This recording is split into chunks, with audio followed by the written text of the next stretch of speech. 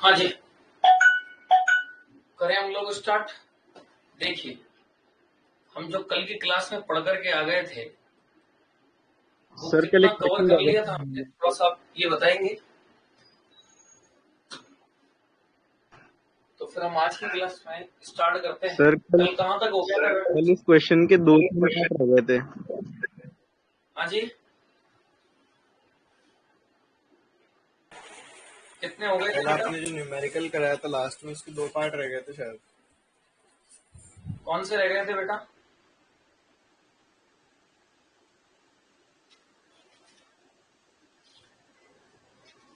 चलो देख,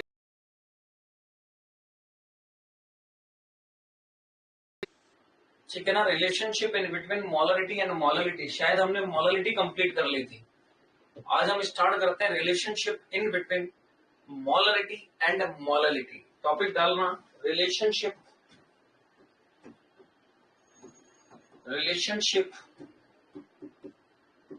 in between molarity and molality,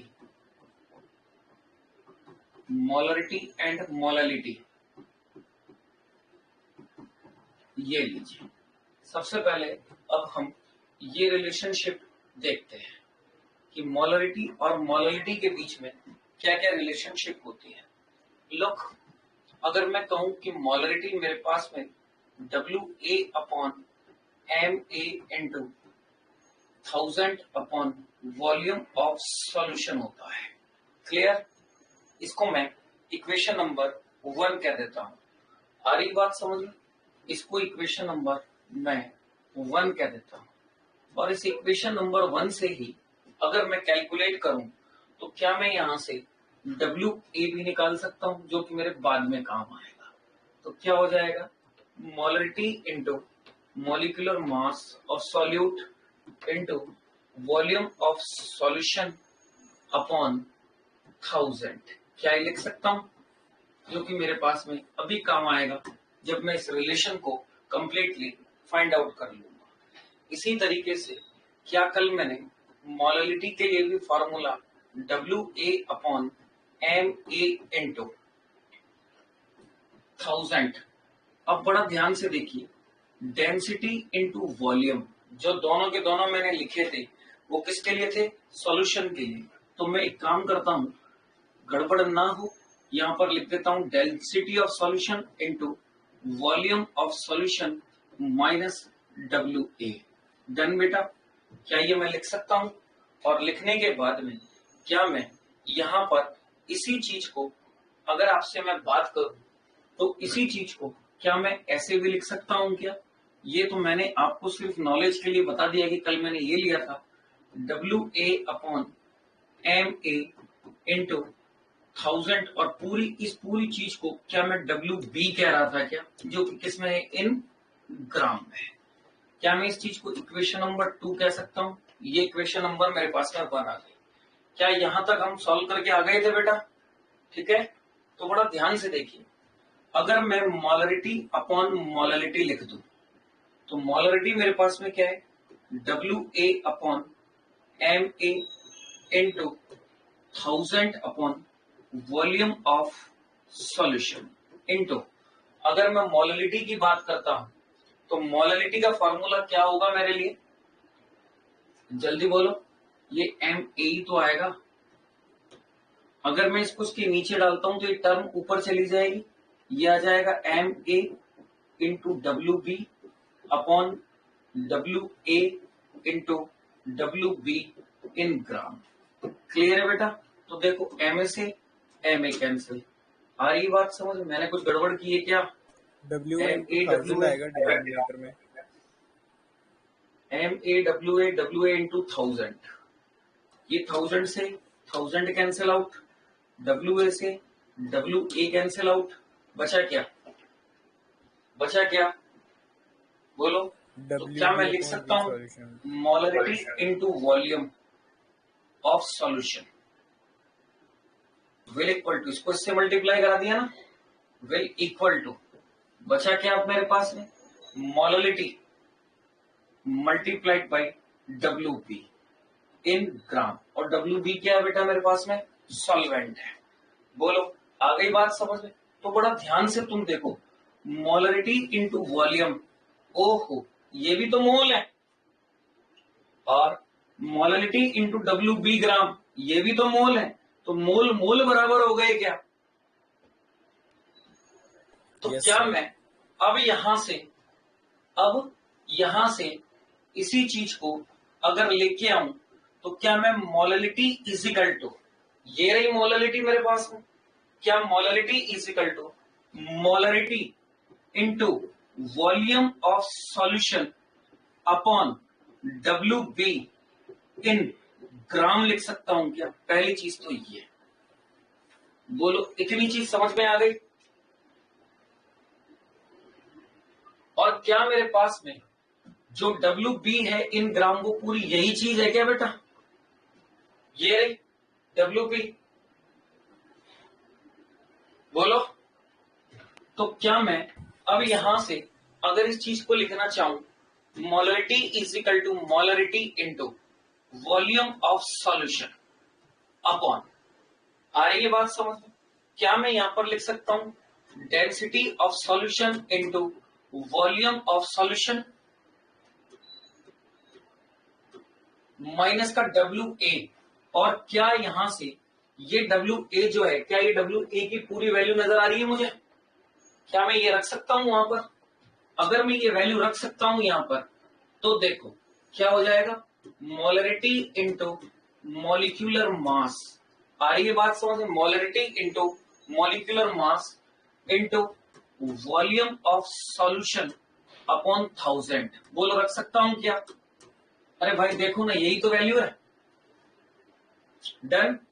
अगर मैंने ये सारी वैल्यूज को यहां रख दिया है, क्लियर है, तो अब मेरे पास में molarity is equal to molarity into volume of solution multiplied by 1000। कैसे? ये चीज ऊपर चली जाएगी 1000, नीचे से अगर मैं एल्शियम ले लेता हूं तो, बोलो बेटा, अगर मैं एल्शियम ले लेता हूं तो 1000 ऊपर चला जाएगा, और इसमें से मैं वॉल्यूम ऑफ सॉल्यूशन कॉमन ले लेता हूं, तो अब मेरे पास में density of solution into 1000 minus molarity into molecular mass, यही रहेगा क्या? बोलो भाई, क्या वॉल्यूम ऑफ सॉल्यूशन से volume of solution cancel out कर सकता हूं? तो क्या मेरे पास में अब molarity is equal to molarity into 1000 upon density of solution into 1000 minus molarity into molecular mass of solute, बोलो यही आएगा क्या? ये लीजिए, मोलरिटी और मोलरिटी के बीच में जो रिलेशन आया, क्या वो रिलेशन समझ में आया क्या? फर्स्ट ऑफ ऑल ये लीजिए, ये रिलेशन समझ आया क्या कि कहां से मैं रिलेशन लिया है? बोलो बेटा, समझ आया? तो अब ये फॉर्मूला सिर्फ पूछने के लिए है, अगर एग्जाम में पूछ ले कि मोलरिटी और मोलरिटी के बीच में रिलेशन और फॉर्मूला कैसे होगा, तो ये फॉर्मूला सिर्फ उस काम के लिए है। जबकि अगर आपको मोलरिटी दी गई हो, तो आपको क्वेश्चन जो मैंने कल कराया उस ट्रेडिशनल मेथड से ही करना है, आंसर इससे भी वही आएगा, उससे भी वही आएगा, लेकिन वो मेथड आसान पड़ता है इसके कंपैरिजन। मान लो यहां कोई चीज की मिस्टेक हो गई, तो ये क्वेश्चन गलत, तो इसलिए आप ट्रेडिशनल मेथड से ही क्वेश्चन को सॉल्व करेंगे। क्या मैं अब इससे ये लो, इसको यहां रख देता हूं, और क्या मैं अब इससे आराम से मोलरिटी भी कैलकुलेट कर सकता हूं क्या? ये लो, अगर मैं इससे चाहूं तो ये मोलरिटी, ये तो मोलरिटी और मोलरिटी है। अब अगर इससे मैं मोलरिटी कैलकुलेट करूं, तो क्या डेंसिटी का डिफरेंस आएगा क्या? अरे मोलरिटी को मोलरिटी में कन्वर्ट करने के लिए density is a major factor, तो क्या मैं यहां पर लिख सकता हूं molarity into density into 1000 upon, अब जब डेंसिटी ऊपर आ गई है तो नीचे डेंसिटी का रोल खत्म, तो ये 1000 माइनस की जगह हो जाएगा प्लस, याद रखना, और ये हो जाएगा molarity into molecular mass of solvent, बोलो याद रहेगा क्या? ये लो, मोलरिटी को मोलरिटी में कन्वर्ट करना और मोलरिटी को मोलालिटी में कन्वर्ट करना। बोलो बेटा, दोनों अच्छी तरीके से ये आपको रिलेशन समझ में आ गए हैं क्या? क्लियर है?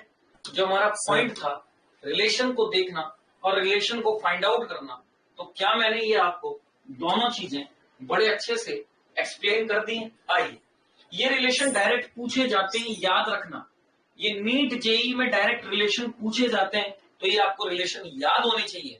लेकिन अगर न्यूमेरिकल्स आ जाए तो न्यूमेरिकल को सॉल्व करने का तरीका जो मैंने कल पढ़ाया है 90 ग्राम यूरिया वाला क्वेश्चन, उसी से ही आपको सॉल्व करना है। आइए अब कुछ एक रिलेशन जो कि जर्नली, सर ये सेकंड वाली रिलेशन बता दो एक बार। ये सेकंड वाली रिलेशन बेटा कुछ भी नहीं है, मोलरिटी को डेंसिटी में कन्वर्ट किया है, क्योंकि डेंसिटी वाला केस होता है। आ रही बात समझ में? तो जैसी ये मोलरिटी है, अभी डेंसिटी वाले केस को आप डाल करके इसको थोड़ी सी मैथमेटिकल प्रॉब्लम है, आप डाल करके इसको सॉल्व कर सकते हो, कोई दिक्कत वाली बात नहीं है। देखो ये मोलरिटी है, ये मोलरिटी, पहले ये सारी चीज इससे मल्टीप्लाई हुई, 1000 नीचे गया, उस 1000 को कॉमन लेकर के मैंने सारा काम किया है, चीज तो वही है। आ रही बात समझ में? क्योंकि यहाँ मोलरिटी है, अब इसको कन्वर्ट करने के लिए बाहर निकालना पड़ेगा, इसलिए चीज पॉजिटिव आ गई। तो थोड़ी सी मैथमेटिकल आपको मशक्कत करनी होगी, इतनी मशक्कत खुद करो तो ये अपने आप याद हो जाएंगे। आ रही बात समझ? जब सब कुछ ही मैं करा दूंगा बेटा तो फिर मजा नहीं आएगा ना। ये मैंने सिखा दिया है, अब इससे इसको कन्वर्ट करना खुद कोशिश करना, नहीं आएगा देन आई विल, मैं कराऊंगा, ठीक है? पढ़ूंगा आगे मैं। आइए अब मैं आपके साथ में तीसरा कंसेप्ट लेता हूं, कौन सा? आइए मैं बात करता हूं आपसे relationship in between molality and mole fraction, जो इस पूरे चैप्टर में बीच बीच में जगह जगह न्यूमेरिकल्स के बीच में काम आएगा और मैं लूंगा और आपको बताऊंगा देखो इससे सॉल्व करो। तो मैं ये कह रहा हूं relation in between molality and mole fraction.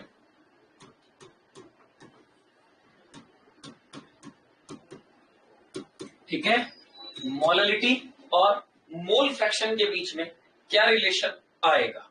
आ रही बात समझ में? तो देखिए मोललिटी इज इक्वल टू, मेरे पास में क्या आ रहा है, बड़ा ध्यान से याद रखना, x solute upon X solvent. X क्या है बेटा? ये मोल fraction of solute upon mole fraction of solvent into 1000 upon mass of solvent. इसको याद रख लेना डायरेक्ट, ये लीजिए, बात समझ में आ गई? इसी तरीके से अगर आपको मोलरिटी दे दी जाए, ये तो relationship in between molarity and mole fraction था, अब मैं यही कह दूं कि relation in between molarity and mole fraction हो जाता, तो फिर वो आपको कैसे याद करना था? अंडरस्टूड है कि मोलरिटी और मोललिटी में डेंसिटी तो होगी। अगर डिफरेंस को मैं चेक करता हूं तो याद करना कि 1000 इंटू डेंसिटी इंटू, आ रही है बात समझ में, mole fraction of solute into mole fraction of solute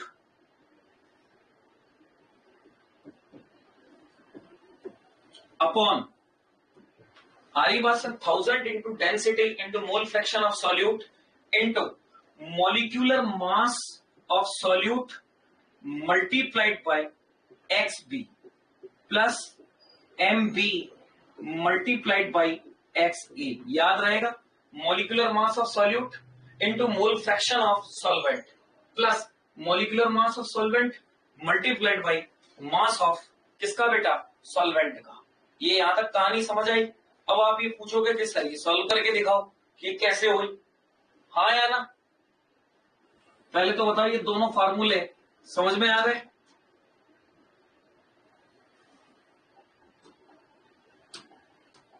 ये दोनों फॉर्मूले आपको याद रखने हैं, ये नंबर 1, ये नंबर 1 और ये नंबर 2। कैसे कन्वर्ट करना है, कैसे क्या करना है, ये दोनों आपको याद होने चाहिए।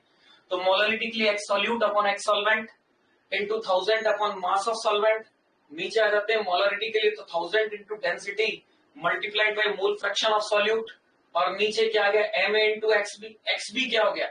मोल फ्रैक्शन ऑफ सॉल्वेंट, और यहां पर ये एक्स ए क्या है? सॉल्यूट का। तो याद रखना सॉल्यूट और सॉल्वेंट में किस किस को ले रहा हूं। ए को मैं हमेशा सॉल्यूट मानता हूं और बी को हमेशा मैं सॉल्वेंट मानता हूं। याद रहेंगी ये चीजें। चलिए आइए मैं कुछ आपको ट्रिकी मेथड से ये चीज सिखा देता हूं और इसके ऊपर एक छोटा मोटा बनने वाला न्यूमेरिकल्स में आपके साथ में शेयर कर लेता हूं। क्लियर है? देखिए मोललिटी को आप जानते हो कि WA/MA इंटू 1000/WB इन ग्राम होती है। ये मोललिटी का फॉर्मूला हो गया। अरे हाँ या ना? तो क्या मैं इसको नंबर 1 डाल दूं? और आप इस बात को अच्छी तरीके से जानते हो कि जो मोल्स होंगे Na वो होंगे मेरे पास WA/MA। इसी तरीके से जो NB होगा वो मेरे पास में होगा WB/MB। ये लीजिए, होगा क्या बेटा? डन। तो मुझे एक बात बताओ, क्या मैं लिख सकता हूं क्या mole fraction of solute is equal to Na/Na plus NB?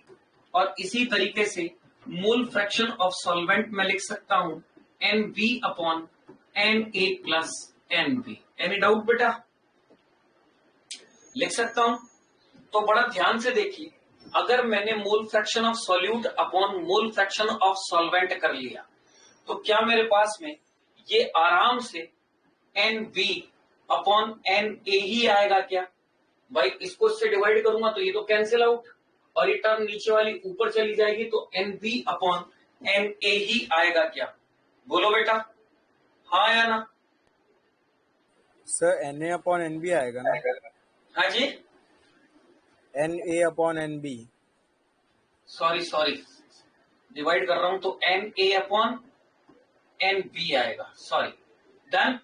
Na/NB।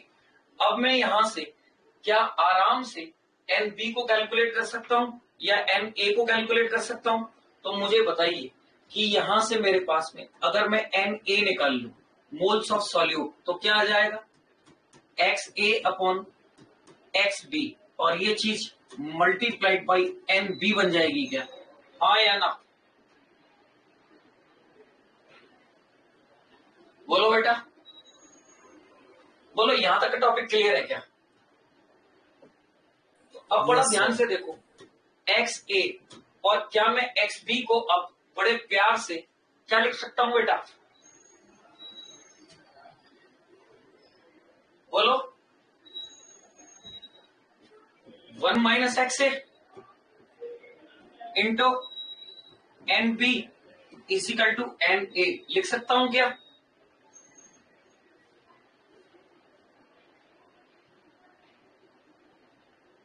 बोलो भाई, तुम बोलते ही नहीं हो यार।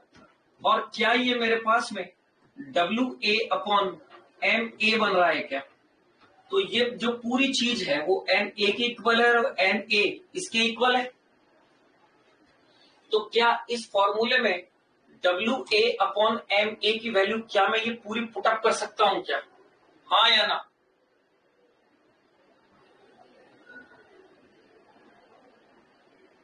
बोलो बेटा। Yes sir. Yes sir. अरे समझ में भी आ रहा है नहीं आ रहा? बोलते तो रहा करो साथ साथ में, क्या दिक्कत है? आ रहा है सर। हाँ, सिद्धार्थ सेठी तो सो गया दिखता है।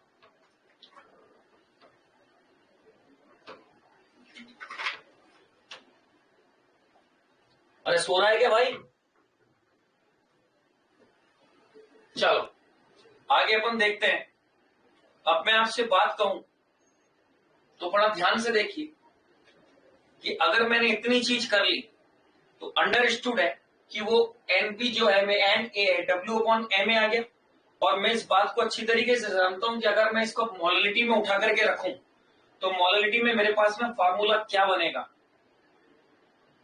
क्योंकि अंडरस्टूड है, आप लोग जानते हो कि XA plus XB will equal to 1 होता है और XA is equal to 1 minus XB होगा।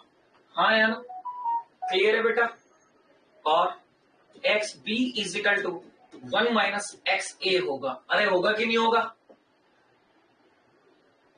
तो क्या अब मैं इसको XA/MA बड़े प्यार से जो ये एक्स बी है इंटू एन बी है इजिकल टू एन ए है is equal to W A upon M A है। मैं इसको दोबारा लिख दिया है, ये लो ब्रैकेट बना देता हूं ताकि कंफ्यूज नहीं हो कि मैंने दोबारा क्यों लिख दिया। वो सिर्फ उस चीज को एक्सप्लेन करने के लिए ही मैंने लिखा है। ये लो, ये यहां रख देता हूं। बोलो बेटा, इतना पोर्शन क्लियर है? अब जब इतना पोर्शन क्लियर है तो क्या मैं यहां से ऊपर से ये वैल्यूज को डाल सकता हूं इक्वेशन नंबर 1 में? तो देखो, मोललिटी इज इक्वल टू अब ये रही मेरे पास में डब्ल्यू ए और एम ए की, तो X A upon X B multiplied by N B. क्या ये चीज आ गई? हाँ या ना? बोलो। Into 1000 upon W B. बोलो भाई, बात समझ में आ रही है? डन है? ये मेरे पास में इक्वेशन नंबर आ गई 2। अब क्या मैं molality is equal to X A upon X B, और क्या मैं इसको भी लिख दूं W B upon M B multiplied by 1000 upon W B. Clear है बेटा? देखो, डब्ल्यू बी से डब्ल्यू बी कैंसिल आउट, तो क्या मेरे पास में अब ये चीज X A upon X B into 1000 upon molecular mass of M B. ये लो बेटा, क्या यही तो फॉर्मूला प्रूफ किया है तुमने, मास ऑफ सॉल्वेंट? तो बोलो, यही चीज आ गई क्या? तो कैसे प्रूफ किया, समझ आ गया? उदित सिद्धार्थ? सर आप तो मोलैरिटी निकलवा रहे थे। हाँ जी, मोलैरिटी निकलवा लेते ना। ठीक है, यहां तक बात समझ में आ गई। तो पहले तो आपको मोलरिटी समझ में आ जानी चाहिए, उसके बाद में मोलरिटी के सारे गेम होंगे। क्लियर है? मैं मोलरिटी निकलवाऊंगा, मोलरिटी हमेशा आपके लिए छोड़ूंगा कि आप सॉल्व करें। ये मैंने फार्मूला और लिख दिया था मोलरिटी का, अब डेंसिटी में कन्वर्ट करके ये आपको निकालना आना चाहिए। थोड़ी सी मेहनत तुम करो ताकि ये फॉर्मूले तुम्हें परमानेंटली याद हो जाए। आओ, इसके ऊपर मैं एक क्वेश्चंस बना लेता हूं, और वो क्वेश्चंस कुछ इस तरीके से बनाता हूं। देखिए, मैं क्वेश्चंस देता हूं आपको। पहला, मैं आपको कहता हूं ए सॉल्यूशन कंटेन ग्लूकोज, ए सॉल्यूशन कंटेन ग्लूकोज। क्या रख रहा है? एक सॉल्यूशन ग्लूकोज को रख रखा है। If mole fraction of glucose is, मैं ये कह देता हूं कि if mole fraction of glucose is, मान लीजिए कि मैंने कह दिया 0.1। कितना कह दिया? 0.1। Then calculate molality of the solution. आ गई बात समझ में? देन कैलकुलेट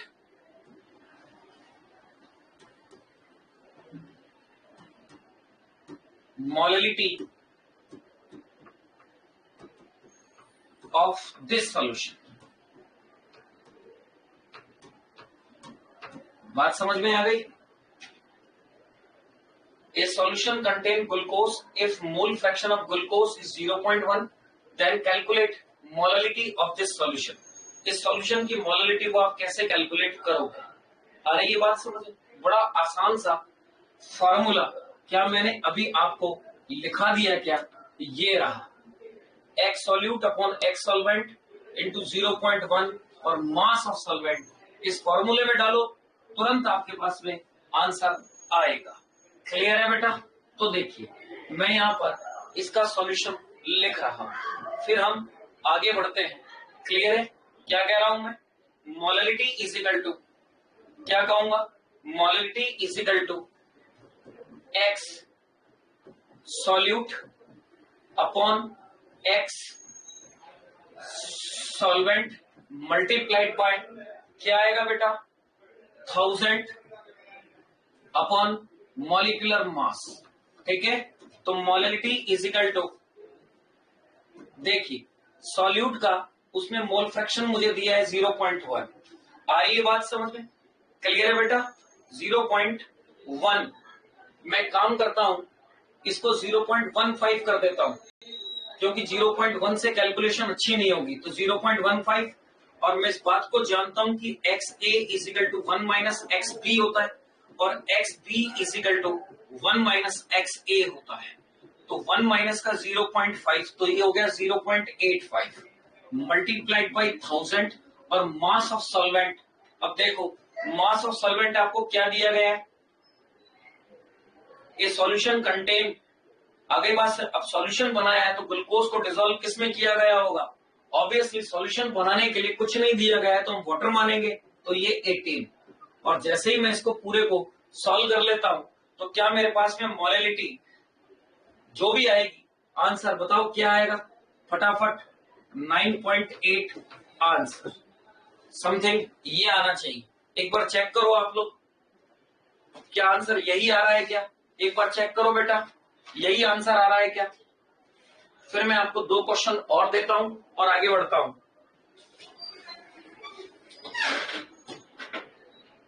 अरे गर्ल्स यहाँ पे एक बार अंदर बैठो, और मत करो। अरे अर्चना जी, त्रिकोण ऑफिस की सारी बातें अंदर बैठा बैठा।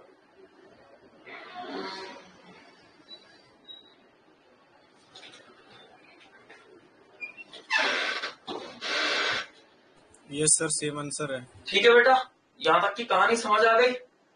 Yes sir. Yes sir. चलो ठीक है ना, एक क्वेश्चन लिखो जो आप लोगों को खुद को करना है। क्वेश्चन लिखो, एक मैं बोल रहा हूं, लिखो बेटा। मोल fraction of I2 in benzene is, mole fraction of I2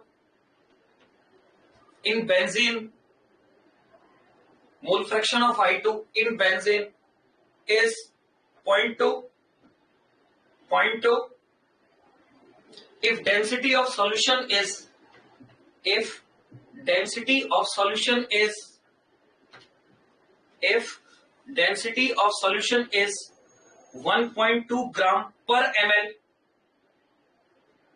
1.2 gram per ml, then calculate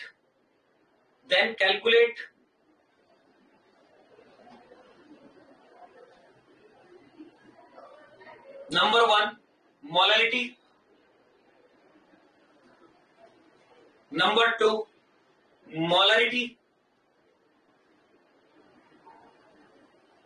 number 3 weight by volume percentage,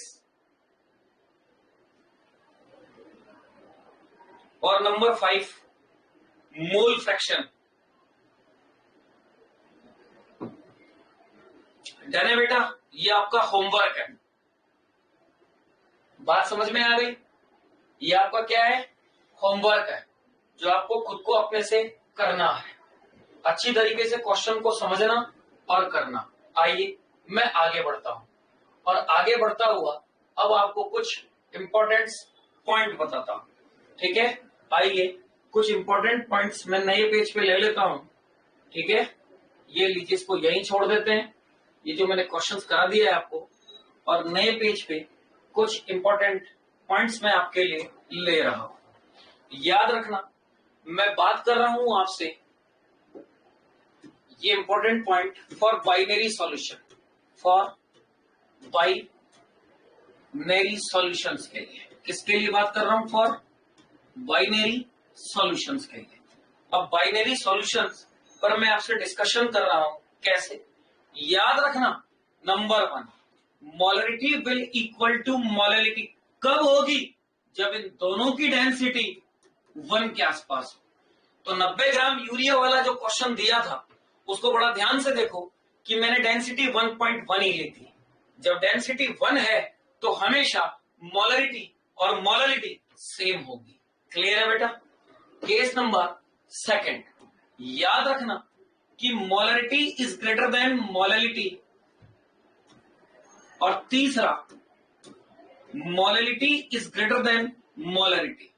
ये कब हो सकती है और ये कब हो सकती है? देखो, मोलरिटी हमेशा ज्यादा होगी मोलैलिटी से, कब?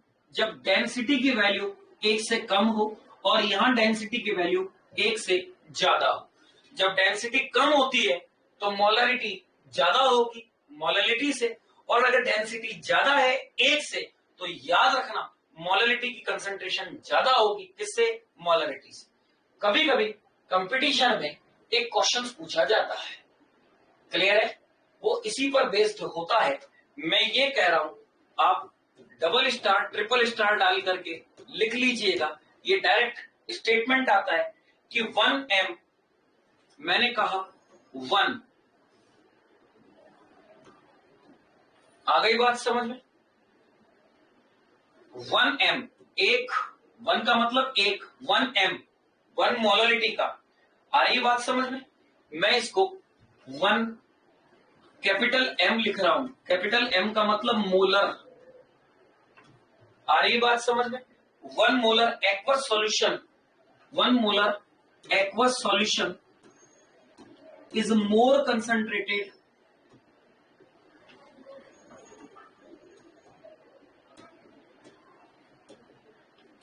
concentrated आ रही बात समझ में, then 1m मतलब मोलल, आ रही बात समझ, 1 molal aqueous solution of same solute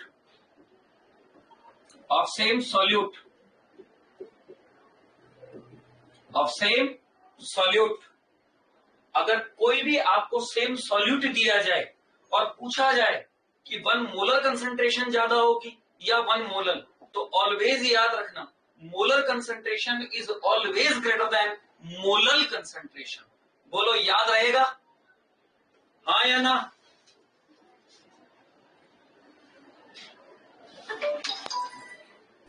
yes sir. बोलो बेटा। Yes sir. चलिए, यहां तक कि अपन कहानी पूरी पढ़ ली है। अब इसके बाद में हमारी मोलरिटी भी बाइंड अप, मोलरिटी भी बाइंड अप। एनसीईआरटी के अंदर मोलरिटी और मोलरिटी पे ही डिस्कस है। लास्ट एक और होता है फॉर्मेलिटी, हम फॉर्मेलिटी भी कर लेते हैं, और फॉर्मेलिटी के बाद में हम डिस्कस करेंगे नॉर्मलिटी पर।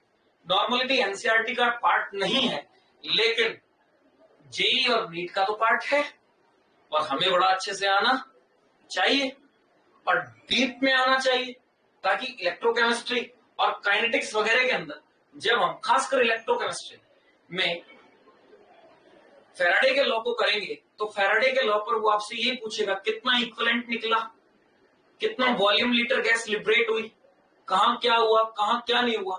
इन सारी चीजों को विद द हेल्प जो हम सॉल्व करेंगे वो इक्विवेलेंट कंसेप्ट से ही करेंगे। तो नॉर्मलिटी तब आएगी जब इक्विवेलेंट कंसेप्ट आएगा। इक्विवेलेंट कंसेप्ट मैं आपको 11th क्लास में बहुत अच्छे से सिखा चुका हूं, फिर भी मैं यहाँ पर थोड़ा बहुत रिपीट करूंगा जिससे आपको थोड़ी सी कमांड अच्छी बने और आप क्वेश्चंस को ठीक से सॉल्व कर पाए। क्लियर है बेटा? आइए मैं आपसे अब डिस्कस करता हूं टॉपिक फॉर्मेलिटी। क्या डिस्कस कर रहा हूं मैं आपसे? फॉर्मेलिटी। तो टॉपिक डालेंगे नेक्स्ट और बात करेंगे अब हम फॉर्मेलिटी। नॉर्मलिटी से पहले अब मैं बात करता हूं आपसे क्या चीज की? फॉर्मेलिटी की। इसकी बात कर रहा हूं, फॉर्मेलिटी। ये लीजिए, फॉर्मेलिटी को हम कैपिटल एफ से रिप्रेजेंट करते हैं। किससे रिप्रेजेंट करते हैं? कैपिटल एफ से। ठीक है ना? याद रखिए, पहली चीज तो फॉर्मेलिटी हमेशा जो कैलकुलेट की जाती है वो आयोनिक कंपाउंड्स के लिए की जाती है। किन के लिए? Ionic compound.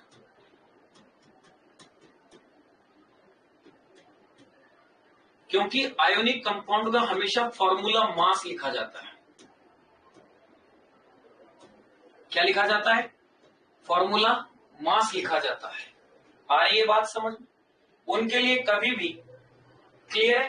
अब आयोनिक कंपाउंड का फॉर्मूला मास, जैसे मैंने कह दिया NaCl, CaCl2, Al2SO4 का होल थ्राइस, इनके लिए कभी भी हम मॉलिक्यूलर मास काम में नहीं ले सकते। इनके लिए हमेशा क्या लेना पड़ेगा बेटा? मोलर मास की जगह हम लेते हैं फॉर्मूला मास काम में, क्योंकि ये फॉर्मूला है, ये कोई मॉलिक्यूल नहीं है। आयोनिक कंपाउंड कभी मॉलिक्यूल नहीं होते, ये एक फॉर्मूला होता है। एक कैटायन और एक एनायन के बीच में इलेक्ट्रोस्टैटिक फोर्स ऑफ अट्रैक्शन के कारण इन सॉल्ट्स का डेवलपमेंट होता है, या हम ये कहें कि एसिड बेस न्यूट्रलाइजेशन प्रोसेस से हमें सॉल्ट मिलते हैं, तो ये जनरली एक फार्मूला डेवलप होता है, ये कभी भी क्या नहीं है बेटा, मोलिक्यूल नहीं है। तो इसलिए हम इनका निकालते वैसे ही है, जैसे मोलर मास निकालते वैसे ही निकालते हैं, लेकिन मोलर मास ना लिखते हुए क्या लिखा जाएगा इनका, फॉर्मूला मास। तो मैं कहूंगा the gram formula mass of substance, unit क्या लिखूंगा, द ग्राम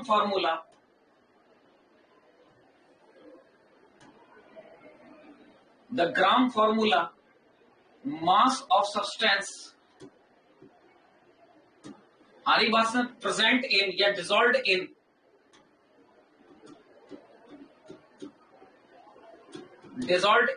आ रही बात समझ में, the gram formula mass of substance dissolve in 1 litre solution, जिसमें होना चाहिए बेटा हमेशा 1 litre solution is known as formality. क्या कहलाएगा वो, फॉर्मेलिटी। तो अगर मैं अब इसका फॉर्मूला बनाऊं और आपसे डिस्कस करूं, तो क्या फॉर्मेलिटी F इजिकल टू, बड़ा ध्यान से एक एक चीज को समझना, आ रही बात समझ में, तो क्या कह सकता हूं मैं, मास ऑफ सॉल्यूट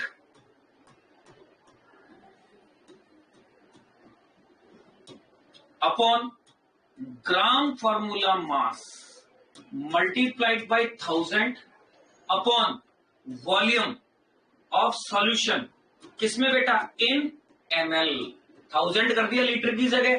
तो क्या ये एक फॉर्मेलिटी का जर्नल फॉर्मूला आप लोगों की समझ में आ गया बेटा, बोलो, डन बेटा। Yes sir. तो क्या अब मैं इसी को ऐसे लिख सकता हूं क्या, F is equal to WA upon GFM, GFM मतलब gram formula mass into 1000 upon volume of solution in ml। ये लीजिए, बोलो, ये टॉपिक क्लियर। सबसे पहली चीज तो जो डेफिनेशन थी, और डेफिनेशन से ये चीज समझनी थी, और फॉर्मूला जो हमें समझना था वो समझ में आ गया बेटा।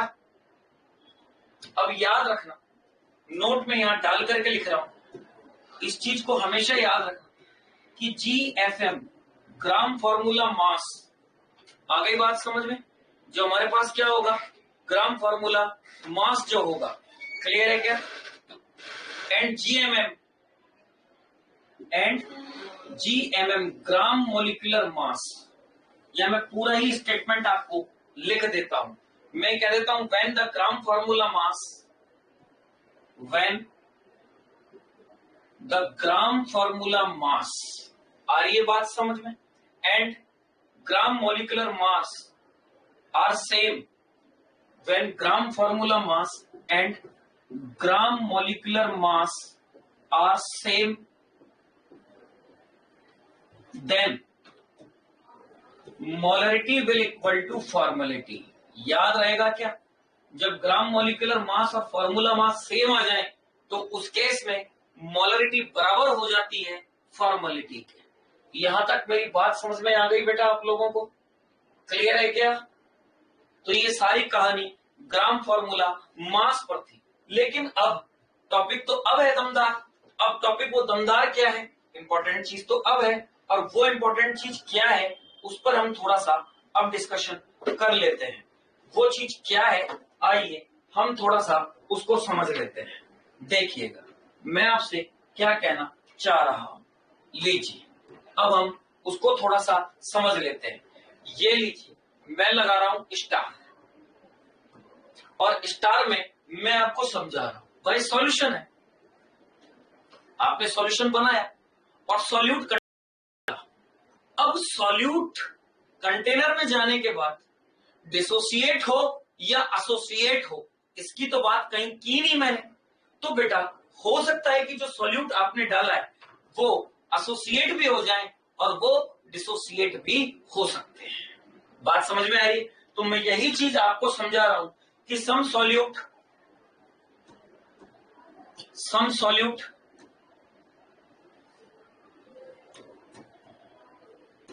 आ रही बात समझ, कुछ सॉल्यूट अगर मैंने डाले, आ गई बात समझ में, तो अंडरगो एसोसिएशन, कुछ सॉल्यूट ऐसे होते हैं कि जो सॉल्यूशन में जाने के बाद एसोसिएट हो जाते हैं। आगे बात समझ, when dissolve in solvent, when dissolve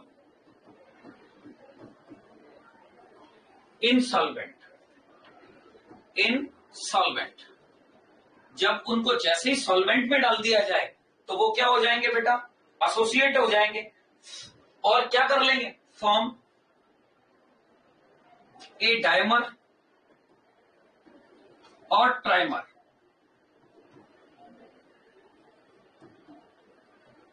कहने का मतलब आपने 2 सॉल्यूट डाले और वो A2 में कन्वर्ट हो गए, आपने 3 पार्टिकल सॉल्यूट के डाले थे और वो A3 में कन्वर्ट हो गए, एक सिंगल में कन्वर्ट हो गए। आ गई बात समझ में, डायमर और ट्राइमर। तो द फॉर्मूला मास, मैं ये कहूंगा इनका, द फॉर्मूला मास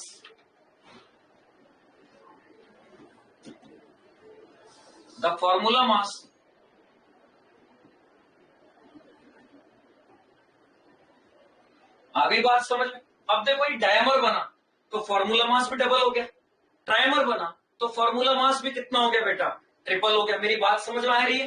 तो मैं क्या कहूंगा, the formula mass is also double और 2 टाइम्स और 3 times in such cases. The formula mass, पहले बताओ बात समझ में आ गई क्या, पहले बताओ ये बात समझ में आ गई क्या, फिर मैं इसको लेता हूं। The formula mass is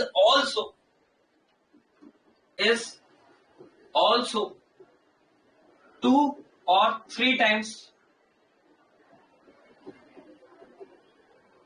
in such case.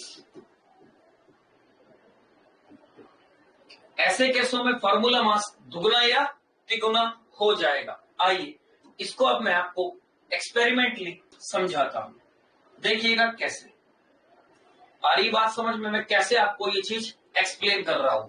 बेटा पहले बताओ यहां तक समझ में आ गई कहानी? यस सर, यस सर, ठीक है, आइए इस चीज को थोड़ा सा और समझ लेते हैं कि मैं कहना क्या चाह रहा हूं। देखिए और समझिए कि मैं क्या कहना चाह रहा हूं। मान लीजिए मैंने एक एग्जांपल लिया और एग्जांपल में मैं बेंजोइक एसिड या फिर एसिटिक एसिड ले रहा हूं और इसको डिसॉल्व कर रहा हूं। आ रही बात समझ, किस में बेटा, बेंजीन में। बेंजोइक एसिड और acetic acid form a dimer in benzene. बोले कैसे बनाएगा, आइए इस चीज को समझ लेते हैं। मैंने क्या कहा कि मेरे पास में इस तरीके से एक ही कंटेनर है और इस कंटेनर के अंदर मेरे पास में, इस कंटेनर में मेरे पास में इस तरीके से, ये लीजिए जो ये फिल है वो सारी की सारी क्या है बेटा, ये लीजिए। मैंने ये कहा कि ये मेरे पास में बेंजीन फिल है। अब मैंने इस कंटेनर के अंदर बेंजोइक एसिड लिया,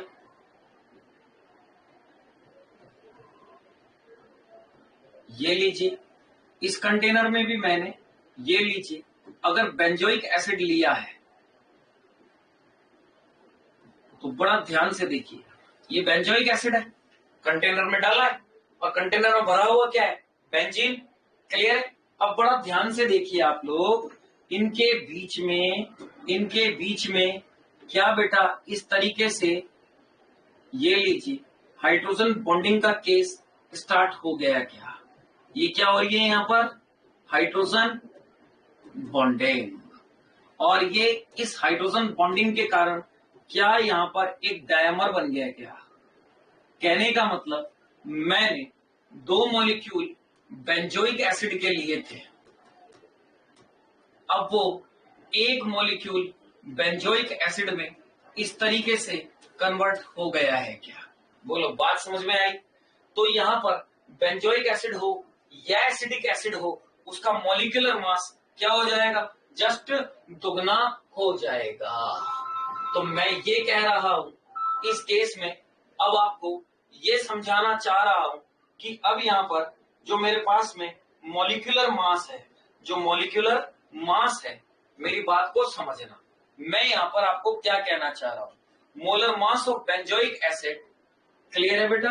मैं ये कह रहा हूं कि molar mass of benzoic acid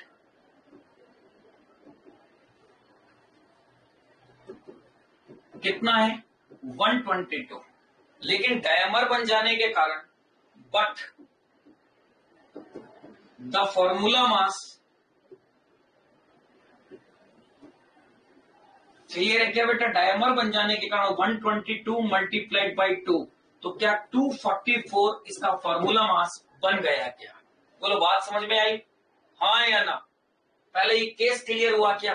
अगर डायमराइजेशन हो जाता है तो मॉलिक्यूलर मास दुगना, ट्राइमराइजेशन होगा तो molecular mass 3 Guna.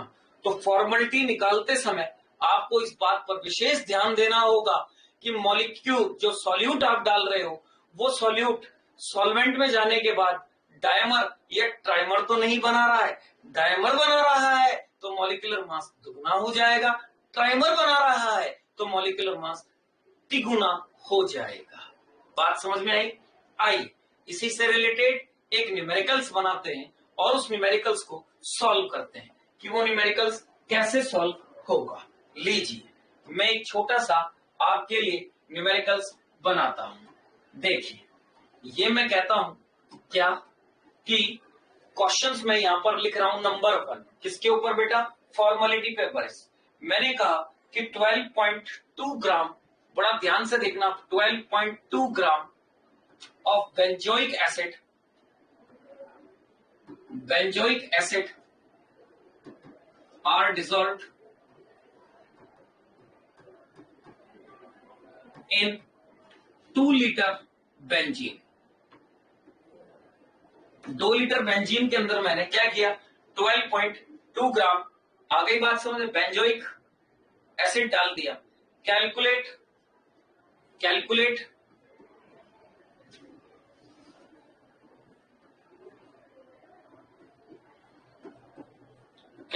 Formality of this solution. इस सॉल्यूशन की फॉर्मेलिटी क्या होगी ये आपको कैलकुलेट करना है। तो लीजिए, अब मैं सॉल्यूशन की अगर आपसे बात करूं तो फॉर्मेलिटी का फॉर्मूला क्या होगा? WA/G/FM,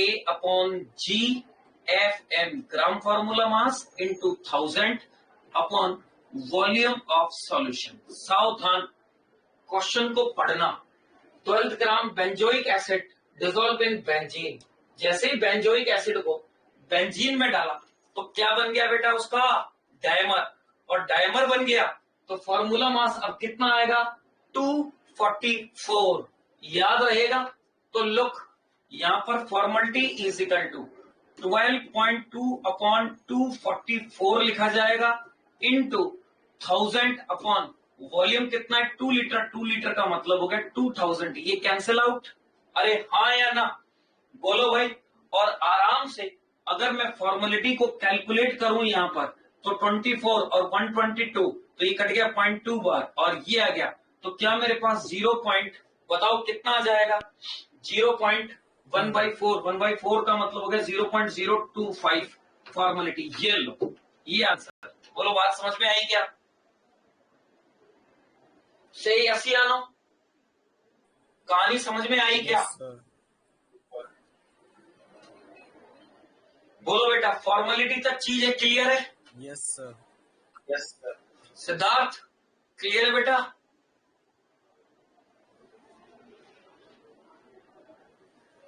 ओके, फॉर्मेलिटी तक अगर तुम्हें चीज समझ में आ गई है तो अब मैं आगे बढ़ता हूं, और आगे बढ़ता हुआ मैं डिस्कस करता हूं नॉर्मलिटी को। आइए फिर इक्विवेलेंट कंसेप्ट और नॉर्मलिटी के कंसेप्ट हम एक साथ देख लेंगे। तो अगला टॉपिक मैं मेरा स्टार्ट करता हूं नॉर्मलिटी। ये लीजिए, अगला टॉपिक की हम बात कर रहे हैं नॉर्मलिटी।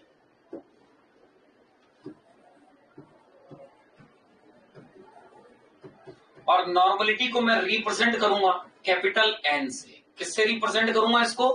कैपिटल एन से।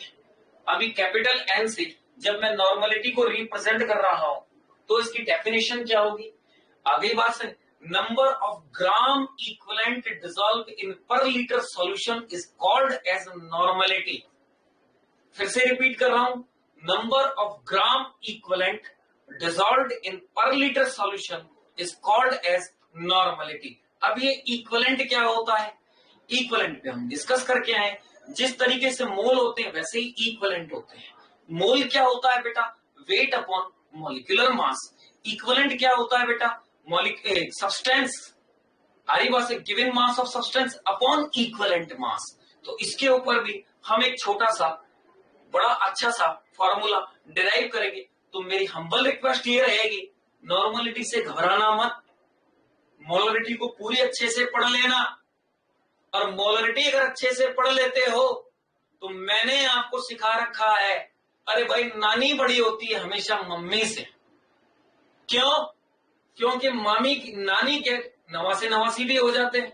That means normality is equal to molarity into N factor. नानी is equal to mummy into N factor. सिखा रखा है क्या टिक्स पे? तो एन फैक्टर लग जाएगा, तो आपको तो मोलरिटी आनी चाहिए और एन फैक्टर निकालना आना चाहिए। तो जितने भी मोलरिटी के क्वेश्चन है उन सबको आप ऑटोमेटिकली एन फैक्टर से मल्टीप्लाई करोगे, सारे कन्वर्ट किस में आ जाएंगे? नॉर्मलिटी में। इसलिए कभी ये नहीं सोचना कि यार मोलरिटी और नॉर्मलिटी के बीच के अंदर हम उलझ ना जाए। कंसेप्ट बड़े आसान होते हैं। तो जो क्वेश्चन आपने मोलरिटी के किए हैं उनको उनके सॉल्यूट के जो भी दिया गया हो उसके एन फैक्टर से मल्टीप्लाई कराओ, आपको तुरंत क्या मिल जाएगी? नॉर्मलिटी। आइए पहले इसको अच्छे से समझते हैं, इसके फॉर्मूलाज को ड्राइव करते हैं और फिर इनके बीच में रिलेशन देखते हैं और किस तरीके से आप इन क्वेश्चनों को सॉल्व करोगे उस पर हम डिस्कशन करते हैं। लोग आ गई बात समझ? तो मैं कह रहा हूं नॉर्मलिटी क्या है? It is the number of gram equivalent. मैंने क्या कहा? It is the number of gram equivalent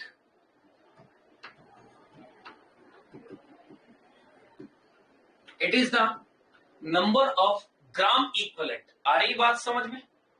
of solute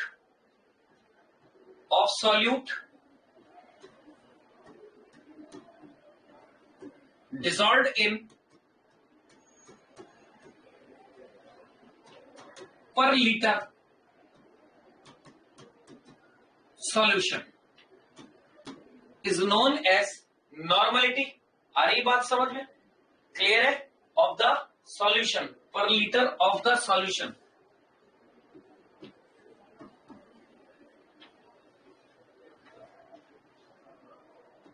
is known as normality. क्या कहलाएगी बेटा? ये नॉर्मलिटी कहलाएगी। बात समझ में आ रही? तो अगर मैं कहूं कि normality is equal to number of gram equivalent upon volume of solution in liter. आ रही बात समझ में? तो बड़ा ध्यान से समझो, कितनी अच्छी चीज मैंने कह दी है, बड़ा ध्यान से समझो। देखो क्या यहां से normality into volume will equal to gram equivalent आ रहा है क्या?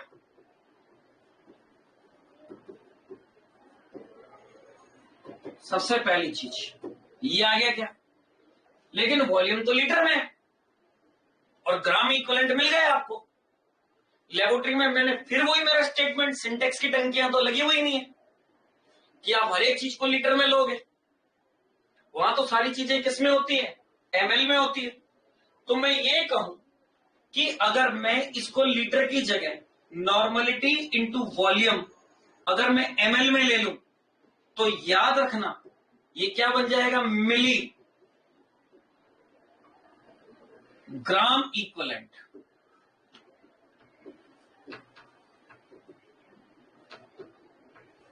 बोलो बात समझ में आई क्या? Normality into volume milligram equivalent में कन्वर्ट हो जाएगा। तो मिली इक्विवेलेंट क्या होगा? मिली इक्विवेलेंट का मतलब ये ग्राम हटा दो, बार बार कंफ्यूजन होगा। मिली इक्विवेलेंट चलने दो। Milliequivalent normality into volume in ML. हमेशा याद रखना, अगर ml में है तो क्या निकलेगा मिली इक्विवेलेंट, और लीटर में है तो क्या निकलेगा इक्विवेलेंट। अब मुद्दा ये है कि ये इक्विवेलेंट क्या है। ये लीजिए, मैं यहां पर आपको बात करता हूं इक्विवेलेंट, शॉर्ट फॉर्म में लिख रहा हूं। इक्विवेलेंट का मतलब होता है weight of substance upon equivalent weight. ये क्या है बेटा इक्विवेलेंट वेट। और आप जानते हो कि इक्विवेलेंट वेट जो होता है वो होता है molar mass upon n factor. याद आ गया क्या? बोलो, याद आया क्या? जल्दी बोलो, याद आया क्या? Yes sir. तो क्या मैं यस सर। अब फॉर्मूले को यहां पर कुछ ऐसे लिख सकता हूं क्या, normality is equal to W A upon E A. कैसे? ये रहा इक्विवेलेंट का मतलब डब्ल्यू ए अपॉन ई ए, बड़ा ध्यान से समझना, into 1000 upon volume of solution in ml। ये लो बेटा, क्या ये सिंपल नॉर्मलिटी का फॉर्मूला बन गया क्या? बोलो, कहीं कुछ रखने की आवश्यकता पड़ी? ये लो, क्या ये नॉर्मलिटी का फॉर्मूला बन गया? हाँ या ना? अब बड़ा ध्यान से देखो, इस नॉर्मलिटी के फॉर्मूले के अंदर ही अगर मैं थोड़ा सा चेंज कर दूं, normality is equal to W A और इसको लिख दूं M A into 1000 upon volume of solution in ml, और यहां पर n फैक्टर डाल दूं। क्लियर है? तो क्या ये यहां से normality is equal to W A upon M A into 1000 upon volume of solution in ml multiplied by n factor आ गया क्या? और अब बड़ा ध्यान से देखो, तो क्या ये पूरी चीज आपको कुछ नजर आ रही होगी यार?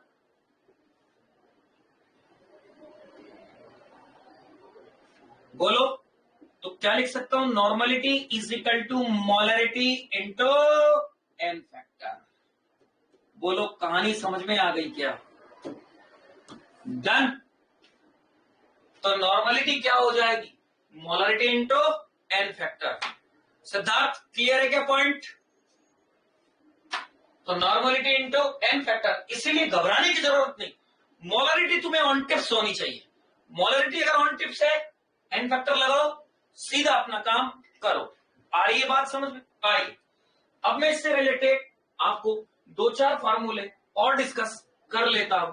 जैसा हम मोलरिटी में देखते हुए आए थे, उन्हीं चीजों को मैं और थोड़ा सा आपसे डिस्कस कर लेता हूं। क्लियर है? समझते हैं कि कैसे मैं आपसे और डिस्कशन कर रहा हूं। लुक, चलते हैं नॉर्मलिटी की ओर चलते हैं। ये फॉर्मूले अब आपको अच्छी तरीके से समझ में आ रहे होंगे। मैंने कहा कि normality is equal to W A upon E A into 1000 upon volume of solution. आ रही बात समझ में? इन ml, मैं ml की बात कर रहा हूं सारी, बड़ा ध्यान से समझना। क्लियर है? पहला पॉइंट मैं ये ले लेता हूं कि मान लीजिए कि मैंने यहां से WA निकालना है, वेट ऑफ सॉल्यूट निकालना है, तो normality into equivalent mass into volume, आ रही बात समझे, ऑफ सॉल्यूशन अपॉन 1000। क्या ये मैं कर दूंगा? तो क्या ये पहला पॉइंट आप लोगों के समझ में आ गया है क्या, कि किस तरीके से मैं वॉल्यूम को कैलकुलेट कर सकता हूं? ये लीजिए, ये वेट कैलकुलेट हो गया। दूसरी चीज, अब बड़ा ध्यान से आप इस चीज को और समझना कि मैं यहां पर अगर अब इन चीजों को सॉल्व करना चाहूं, तो क्या मैं नॉर्मलिटी इंटू इक्विवेलेंट मास हो गया जिसका सब्सटेंस का, और ये वॉल्यूम हो गया। अब मैं यहां पर ही इन चीजों को इस तरीके से लिखूं, बड़ा ध्यान से देखना और समझना कि normality is equal to weight of solute upon volume of solution into 100 into 10 upon equivalent mass लिखूं तो क्या मेरी बात आप लोगों के समझ आ गई? अब बड़ा ध्यान से अगर आप देखते हो, ओहो ये चीज तो कुछ बन गई है यार, कुछ ना कुछ तो कहते हैं इसको, बताओ। नॉर्मलिटी इज इक्वल टू ये क्या बन जाएगी, weight by volume percentage multiplied by 10 upon E A. बोलो मेरी बात यहां तक समझ में आई क्या? अगर question wait by volume percentage में दिया गया हो तो मल्टीप्लाइड बाय 10 और ई से मल्टीप्लाई करके क्या हम डायरेक्ट नॉर्मलिटी कैलकुलेट कर सकते हैं? से यस या नो? डन है बेटा? तो इक्विवेलेंट मास अगर दे दिया, अब इसको घबराने की जरूरत नहीं है। क्या मैं इसी चीज को ऐसे भी लिख सकता था क्या, normality is equal to weight by volume percentage multiplied by 10 upon molecular mass into n factor. तो बड़ा ध्यान से देखो, ये मोलरिटी बन गई, वही वापस फॉर्मूला आ गया, normality is equal to molarity into n factor. बोलो भाई बात समझ में आ गई? इसी तरीके से अब आप आइए, आपको ये भी याद है कि मैंने आपको एक चीज करवाई थी, और वो चीज ये करवाई थी, याद करो कि मैंने आपको ये कहा था कि weight by volume percentage will equal to weight by weight percentage multiplied by density. ये करवाया था क्या? और अगर ये करवाया था तो क्या मैं यहां पर अब तीसरा फॉर्मूला नॉर्मलिटी का कुछ ऐसा बना सकता हूं क्या? ये लीजिए, normality is equal to weight by weight percentage multiplied by density multiplied by 10 upon equivalent mass. ये लीजिए, क्या ये एक नया फॉर्मूला ड्राइव हो गया क्या? बोलिए यस या नो? और क्या अब इक्विवेलेंट मास की जगह अगर मैं मॉलिक्यूलर मास रख दूं तो normality is equal to weight by weight percentage multiplied by density multiplied by 10 upon molecular mass into n factor. अगर मैं रख देता हूं, क्या रख देता हूं? एन फैक्टर अगर मैं रख देता हूं, बात समझ में आ रही है? तो बड़ा ध्यान से देखिए, ये एन फैक्टर अगर मैं रख देता हूं तो वापस normality is equal to molarity into N factor बन जाता है क्या? ये पूरी चीज बोलिए क्लियर हुई क्या? हाँ या ना? अब एक चीज और, अगर मैं यहां से इस फॉर्मूले को और अच्छे से ड्राइव करना चाहूं तो बड़ा ध्यान से देखिए, क्या wait by volume percentage multiplied by 10 को मैं स्ट्रेंथ भी बोलता हूं क्या? तो क्या मैं normality is equal to strength upon equivalent mass बोल सकता हूं क्या? हाँ या ना? तो क्या मेरे लिए strength is equal to normality into equivalent mass, बोलो आएगा क्या? बोलो ना यार, क्लियर हुआ? ये चीज अच्छे से क्लियर हुई? तो ये लीजिए, हमने नॉर्मलिटी का पूरा अच्छे से डिसेक्शन कर लिया है और कंप्लीट नॉर्मलिटी से निकलने वाले एक एक फॉर्मूले को याद कर लिया है। तो बड़ा ध्यान से देखो, है तो सारी मोलरिटी, है तो ये सारी चीज मोलरिटी, यही तो हमने मोलरिटी में किया था। बस फर्क इतना है कि मल्टीप्लाइड बाय हम क्या करते जा रहे हैं रे, एन फैक्टर। हाँ या ना? तो कोई खास डिफरेंस नहीं है, मोलरिटी बराबर। आ रही है बात समझ में? तो मोलरिटी निकालो, मल्टीप्लाई करो एन फैक्टर से, सीधी क्या आ जाएगी? नॉर्मलिटी। ये बोर्ड पे जो ओज पोज सिस्टम है, ये बार बार ये जगह निकल रही है, सारी चीजें, बोलो पहले क्लियर है क्या? ये सारी चीजें आपको अच्छे से क्लियर होनी चाहिए। आ रही है बात समझ में? फिर हम बात करेंगे रिलेशन की, क्लियर है? तो आइए मैं अब आपको एक रिलेशन और कराता हूं, बड़ा ध्यान से आप समझिएगा मैं कहना क्या चाह रहा हूं। लोग आप लोग समझिएगा, मैंने कहा आपको ग्राम इक्विवेलेंट, मैंने क्या कहा बेटा? Gram equivalent. और ग्राम इक्विवेलेंट का मतलब होता है mass of substance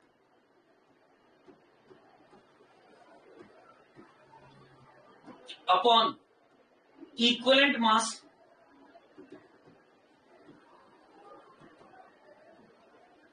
of substance. हाँ या ना? Mass of substance upon equivalent mass of substance.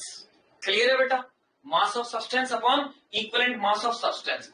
अब तुम ये भी जानते हो कि equivalent mass of substance will equal to molar mass of substance upon n factor. Molar mass of substance upon n factor. Clear है क्या? तो क्या मैं अब इस इक्विवेलेंट मास में, इस ग्राम इक्विवेलेंट में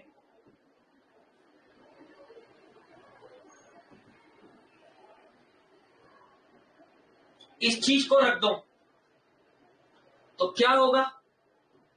मास ऑफ सब्सटेंस अपॉन, ये लीजिए, molar mass of substance multiplied by n factor. तो बड़ा ध्यान से देखिए, mass of substance upon molar mass of substance. शायद याद आ रहा होगा, शायद याद आ रहा होगा, ये मेरे पास में मोल कहलाता है। तो gram equivalent is equal to mole into N factor. तो कभी भी ग्राम इक्विवेलेंट को भी देख करके कंफ्यूज होने की जरूरत नहीं है। ग्राम इक्विवेलेंट भी वास्तव में है क्या? Mole into N factor. आप उसका मोल देखिए और उसके एन फैक्टर से मल्टीप्लाई करा दीजिए, तुरंत क्या आ जाएगा आपके पास में? Gram equivalent. अगर मोल दे रखा है तो ग्राम इक्विवेलेंट निकालना हो तो एन फैक्टर से मल्टीप्लाई कराओ, ग्राम इक्विवेलेंट आ जाएगा। और ग्राम इक्विवेलेंट दे रखा हो और मोल निकालना हो तो एन फैक्टर से, अरे यार, डिवाइड कर दो, सीधी चीज आपके पास में आ जाएगी। बोलो, मेरी बात यहां तक एक एक चीज क्लियर है क्या बेटा? पॉइंट टू पॉइंट हमने नॉर्मलिटी की एक एक चीज की स्टडी की है।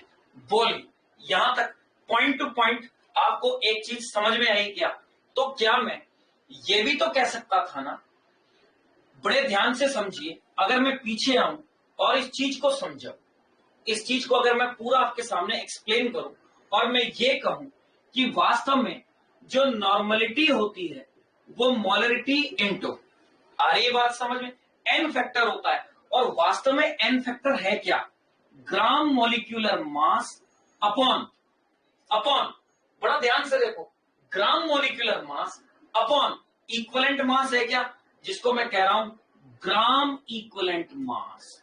और ग्राम मॉलिक्यूलर मास और ग्राम इक्विवेलेंट मास का रेशियो ही तो क्या कहलाता है? N factor.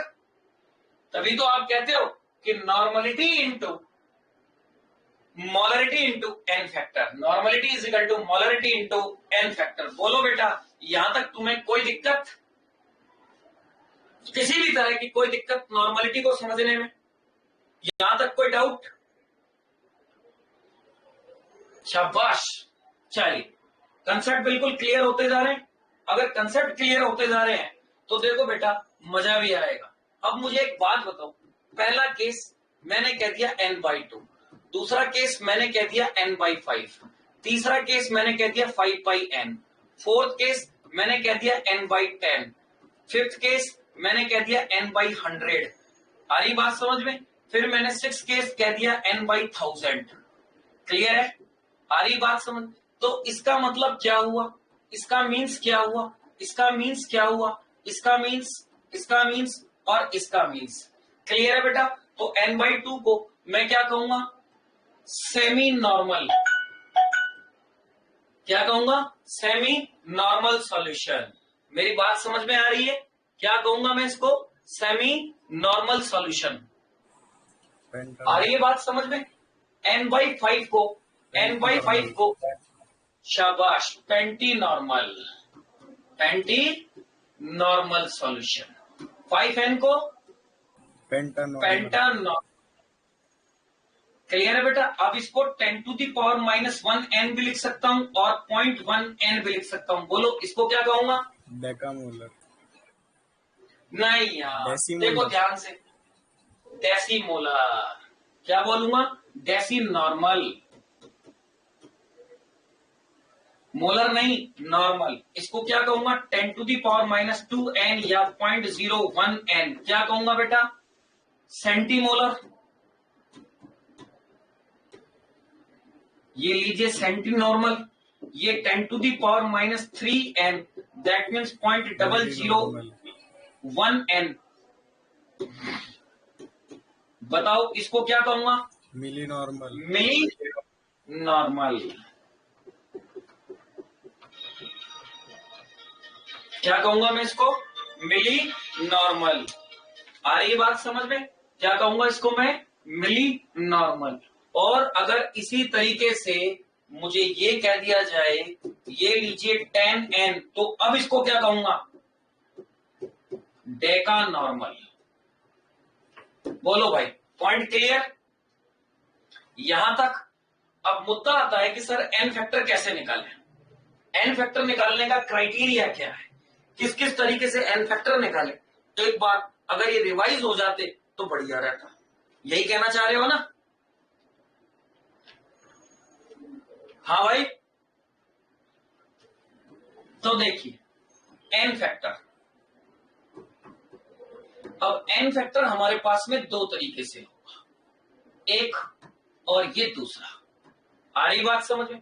एक एन फैक्टर निकाला जाता है रेडॉक्स चेंज के लिए, रेडॉक्स चेंज। आ रही बात समझ में? और दूसरा निकाला जाता है नॉन रेडॉक्स चेंज के लिए, नॉन रेडॉक्स चेंज के लिए। एक होता है रेडॉक्स चेंज और दूसरा होता है नॉन रेडॉक्स चेंज। अब एक रेडॉक्स चेंज जो मेरे पास में आएगा वो आएगा summation change in oxidation state, change in oxidation state plus, हमेशा याद रखिएगा, number of atom, number of atom, जितने भी एटम है। और हमेशा हम कभी भी एन फैक्टर जो निकालते हैं वो पर मोल के लिए निकालते हैं। किसके लिए निकालते हैं? ऑलवेज पर मोल के लिए निकालते हैं। तो n factor change in oxidation state plus number of atom पर मैं डिस्कशन करूंगा। और याद रखना, n factor is always calculate by, is always calculate for 1 mole of substance. किसी भी 1 मोल सब्सटेंस के लिए ही एन फैक्टर को कैलकुलेट किया जाता है। आ रही बात समझ में? अब मेरे पास में नॉन रेडॉक्स जो चेंज है, उस नॉन रेडॉक्स चेंज में बड़े ध्यान से देखो। अरे भाई